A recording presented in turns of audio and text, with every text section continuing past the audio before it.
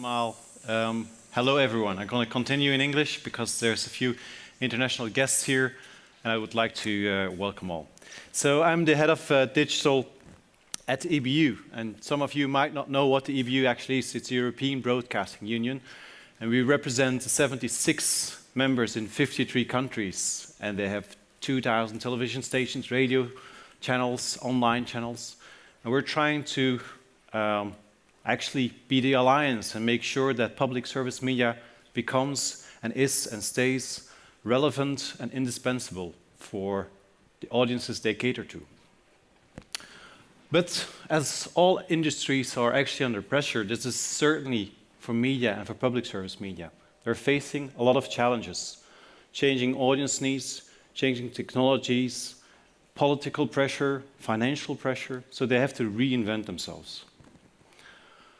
And all of them try to do this, but of course, these are big organizations and it's not easy. They're looking at each other, they're trying to see how they could do this and overcome this. And that's why within the EBU, we have started an initiative, the Digital Transformation Initiative, to help them find their peers at their other companies, see that we connect them, gain insights from each other, and make each other stronger in these challenges that we're all facing. So this is the Digital Transformation Initiative. One of the first steps, of course, was to kind of understand what does it actually mean. Because if you search for digital transformation online, you find a million articles and a gazillion kind of definitions. So it's really hard to talk if you don't have the same kind of languages. And if you would try to find a book about it on Amazon, you would find hundreds of thousands of books. But the strange thing is, it doesn't really zoom into public service media. Even the white paper on digital transformation from the World Economic Forum on media doesn't mention public service media. And you might say there is something distinctive about public service media that's not just the same as just regular normal commercial companies. We have a different purpose, we have a different mission. So I would say that the industry is looking to customers while we're really thinking about the citizens. I think there is, for commercial companies, of course, the economic value is very important, while we also think about the social value. An economical view on an audience is about making sure you find the right target that will give you money for your product, while public service media, actually, we're having to reach everybody. We have to be diverse, we have to make sure that we connect with everyone. So that's a different way of looking at things. And revenue versus impact. So we felt, looking through all the literature that's out there and everything that's available, that the current frameworks really don't suit very well what we're trying to achieve together. So we came together in a workshop in Brussels and we had the talk with a few of the digital frontrunners of some public service media companies to define what are our common goals and how do we try to enable this. So we all kind of thought that we need another lens to talk about digital transformation. We need another way to look at it. And I think the next slide shows you a few things that came out of this workshop. I think this is one of the key issues for public service media to survive. I mean, we have to be in the same transition as the whole society is and all the rest of the media. So if we don't transform, we will be dead. And if we want to play our role, which is to have a positive impact on the society, on bringing together citizens, on trying to help the democracy flourishing, we have to remain or to stay relevant. And to stay relevant, we have to transform ourselves.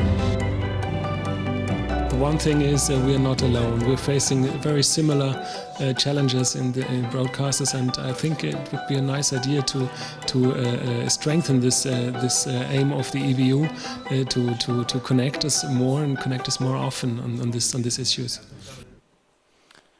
So how does this all connect to innovation? Well, I guess that innovation is one of the crucial ways to accelerate this transformation. And we see that the public service media, who are in front of the pack, who really already making a change in terms of transforming themselves, that all are working on innovation.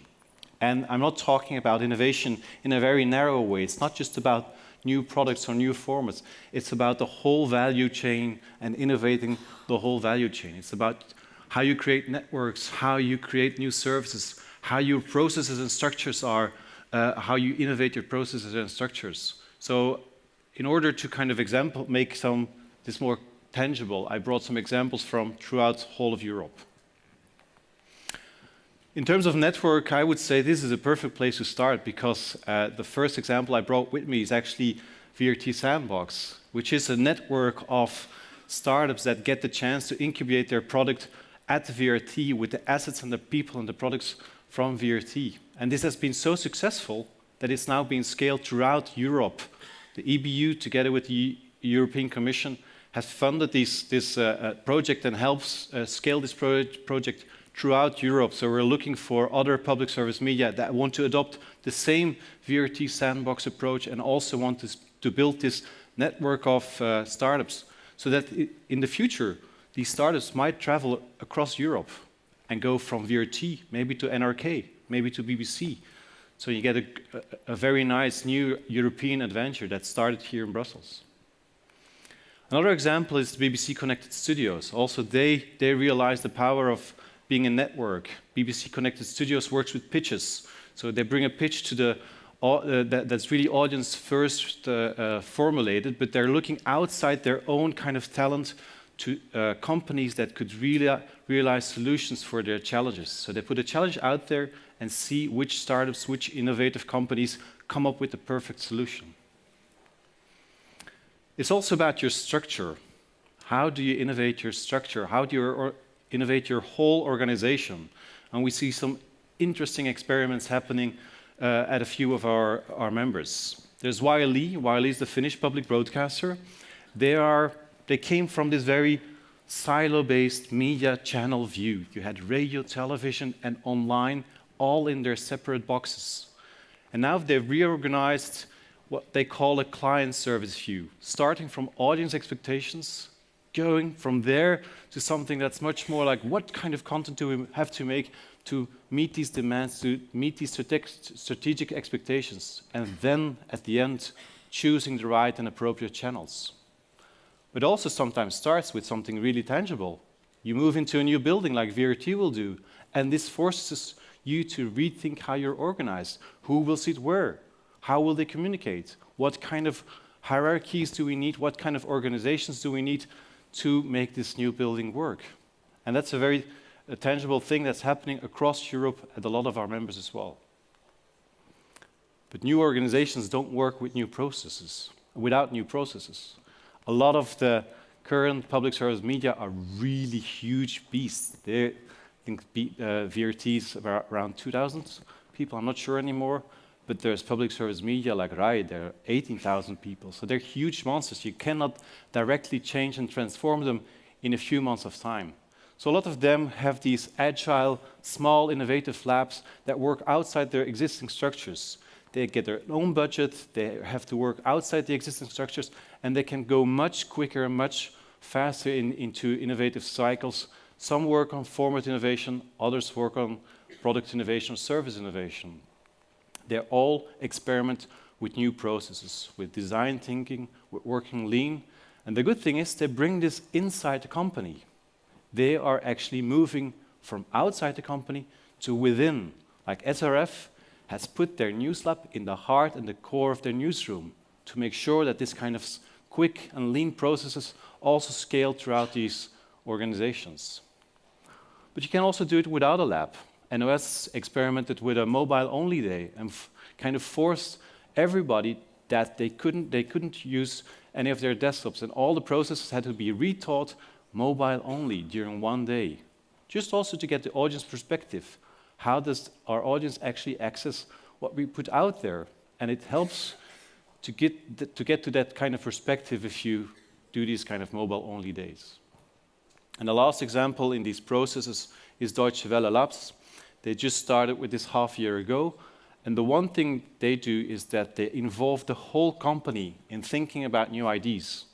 So they come up with these big processes where everybody can chip in, everybody can come with ideas, then there's big selection processes, and from there, the best ideas get voted up until something comes out of it. So these are different ways that they're trying to re-innovate the processes to come to innovation. They also have to think about their business model. There's financial pressure, and the current models won't work forever. And then you see that also their public service media are leading the way, are looking for new ways to come up with new revenues and new businesses. VPRO World Stories is a nice example. They expanded their offer outside the Netherlands and offering it on YouTube in French, in English, and in Spanish with subtitles outside their own market. It's not accessible from Holland, but it gives them a new audience and a new market for their product. And again, going back to Deutsche Welle, there they have, whenever they start with an innovation at the Deutsche Welle Innovation Lab, they think business case first. So they really think, how can we, at the end, how could we spin it out or spin it off as a single product that we can bring to the market? So this is an example, Truly Media, which is a fact-checking kind of tool, which they now partnered up with Amnesty International as one of their first major clients.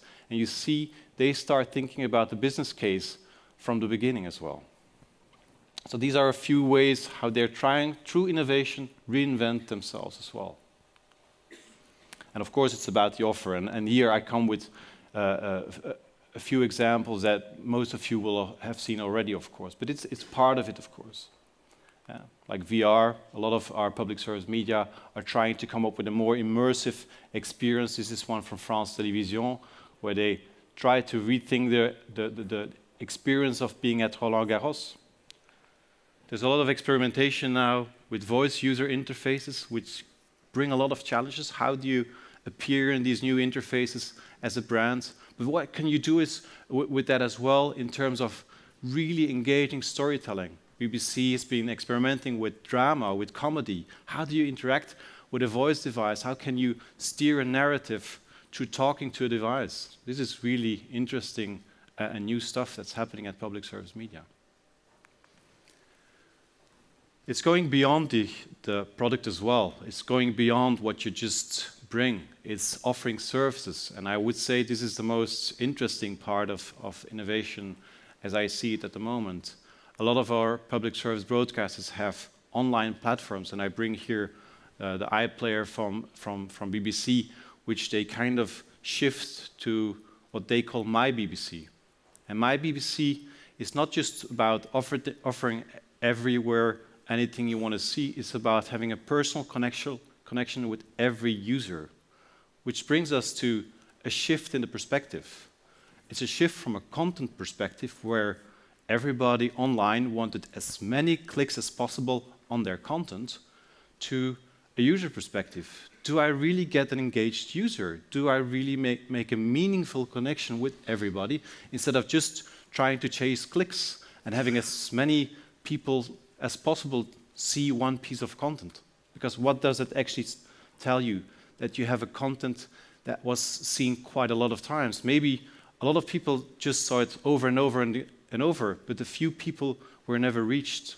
So having this user perspective and really making meaningful connections with your user is something that's happening at public service media at this moment as well. I'm almost at the end of all the value chain, but the channels, of course, are also part of what you can innovate in. A lot of our members are rethinking how to reach their audiences, not just through linear channels, but in new ways. And maybe some of you have seen Scam. I think it's available on YouTube as well in other languages. It was a hugely popular series in Norway at NRK. So successful even that Facebook has bought the rights to distribute it now in the US and to make it available as a new kind of format in the US. And the thing is that this was distributed in a whole new way. Episodes were just, or parts of the clips were just released at the moment that things happened during this series. So if at 4 o'clock in the afternoon something happened with one of the characters, at 4 o'clock in the afternoon it was placed online. And at the same time, all the social media of these characters were also online, so you could follow the lives of these characters also through social media. So a new way to distribute content online. They're reinventing their brands.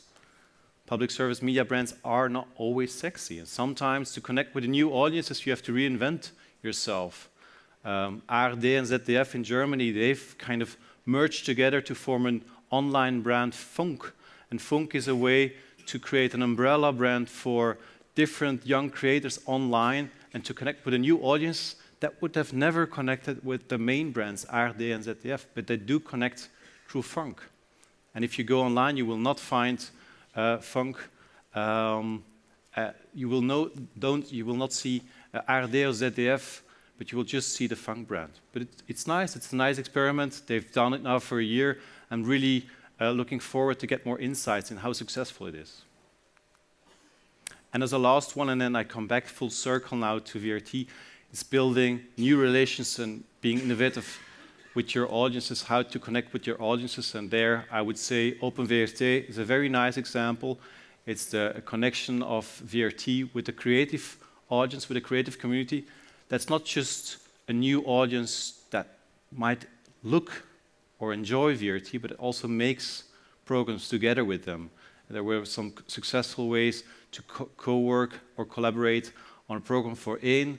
There have been challenges for Radio 2 as well. So this is a really new way to not only make new connections to your audience, but also engage them and bring them on board to create content. So in short, all kinds of different ways to look at innovation. But for me, there's this kind of silver thread that runs through it, and there's a different way to look at it. It's a meaningful way to innovate. There's a connection there. Because if you look at innovation, there's a few ways that you could look at it. There's technology, that's the how. How could we do something differently? And there's a lot of things happening there in that lower corner there, which is incremental changes, small technological changes happening. A lot of ideas happen there, but that space is really crowded. Everybody makes these small incremental changes in technology. A few of the big ones, we have to admit, most public service media are not able to make this kind of breakthrough, disruptive technology happen. But what we could do is shift more to that space, to the right, having more meaning, because public service media have values, have core values, could have meaningful propositions and meaningful connections with their audience. And there's a lot of spaces where you can still, from a vision and from a very value-driven way to look at innovation, innovate in this area where there's not so many people working and there's not so many new ideas coming out of that.